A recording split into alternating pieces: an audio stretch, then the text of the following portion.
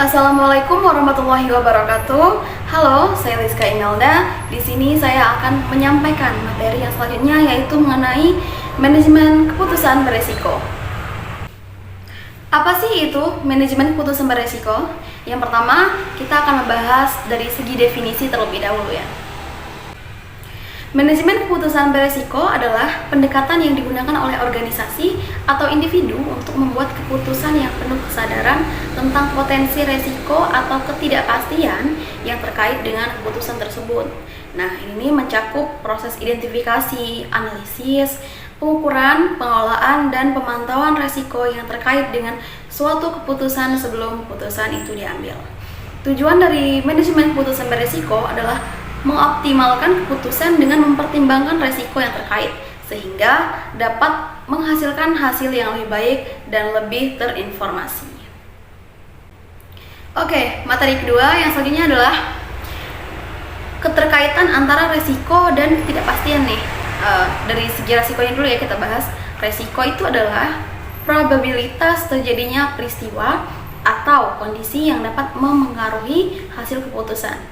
Ini berarti bahwa ketika kita membuat keputusan, kita tidak selalu tahu hasil pastinya karena terdapat faktor-faktor yang tidak terduga yang dapat mempengaruhi jalannya keputusan tersebut.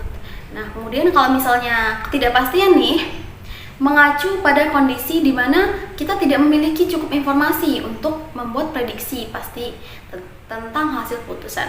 Resiko dan ketidakpastian sangat terkait karena resiko adalah salah satu bentuk ketidakpastian. Manajemen keputusan beresiko membantu kita mengolah ketidakpastian dan mengidentifikasi resiko yang mungkin terkait dengan keputusan kita. Kemudian yang materi selanjutnya adalah komponen keputusan beresiko. Yang pertama yaitu ada keuntungan. Keuntungan ini adalah hasil yang diharapkan dari keputusan yang kita ambil. Keuntungan dapat mencakup peningkatan pendapatan, pertumbuhan bisnis, manfaat finansial, dan pencapaian tujuan tertentu.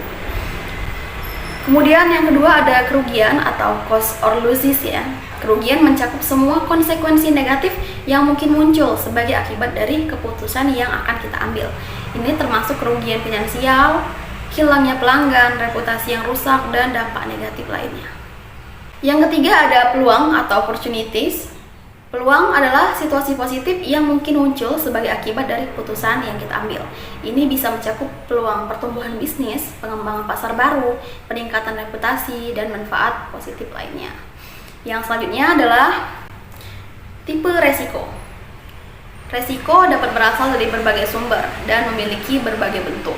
Beberapa jenis resiko yang umum ditemui dalam manajemen keputusan beresiko yaitu yang pertama ada resiko finansial. Terkait dengan fluktuasi nilai aset, perubahan suku bunga, risiko kredit, dan perubahan nilai tukar mata uang. Kemudian yang kedua ada risiko operasional, berkaitan dengan proses dan operasi internal organisasi, termasuk kesalahan manusia, kerusakan peralatan, dan gangguan teknologi. Kemudian yang selanjutnya adalah risiko strategis. Nah, ini terkait dengan arah dan tujuan jangka panjang organisasi, termasuk perubahan pasar, persaingan, atau perubahan regulasi. Memahami jenis resiko yang relevan dalam konteks keputusan kita adalah langkah penting dalam manajemen keputusan beresiko. Materi selanjutnya adalah alat dan metode manajemen keputusan beresiko. Dalam manajemen keputusan beresiko, terdapat berbagai alat dan metode yang dapat membantu individu dan organisasi mengidentifikasi, mengukur, dan mengelola resiko. Jadi apa saja sih alat dan metode yang digunakan? Yang pertama ada analisis sensitivitas.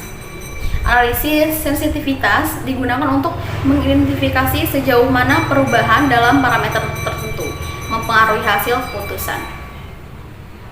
Ini membantu dalam mengidentifikasi faktor-faktor yang paling berpengaruh pada resiko dan hasil keputusan. Yang kedua adalah analisis probabilitas. Analisis ini melibatkan penggunaan distribusi probabilitas untuk mengestimasi probabilitas terjadinya resiko dan dampaknya. Ini memungkinkan untuk mengukur resiko secara kuantitatif dan mengevaluasi resiko yang signifikan. Yang ketiga ada analisis skenario. Dalam analisis ini, berbagai situasi atau skenario yang mungkin diidentifikasi dan dianalisis. Ini membantu dalam memahami variasi hasil yang mungkin dalam berbagai konteks. Yang keempat adalah metode simulasi. Metode simulasi menggunakan Metode simulasi menggunakan model matematis atau perangkat lunak untuk mensimulasikan berbagai situasi dan hasil keputusan yang mungkin. Ini memungkinkan untuk menguji berbagai strategi dan melihat hasil yang mungkin dalam berbagai kondisi.